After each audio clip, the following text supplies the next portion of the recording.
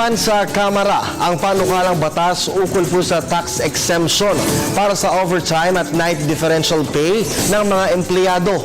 Base po sa House Bills 2836 at 4682 na inihain ni Makati City Representative Abigail Binay, hindi na isasama sa computation ng gross taxable income ang overtime at graveyard shift pay ng mga empleyado. Sa kasalukuyan, pinapatawan po ito ng 32% buwis ang mga naturang bayad depende po sa tax bracket na kinabibilangan ng mga ito.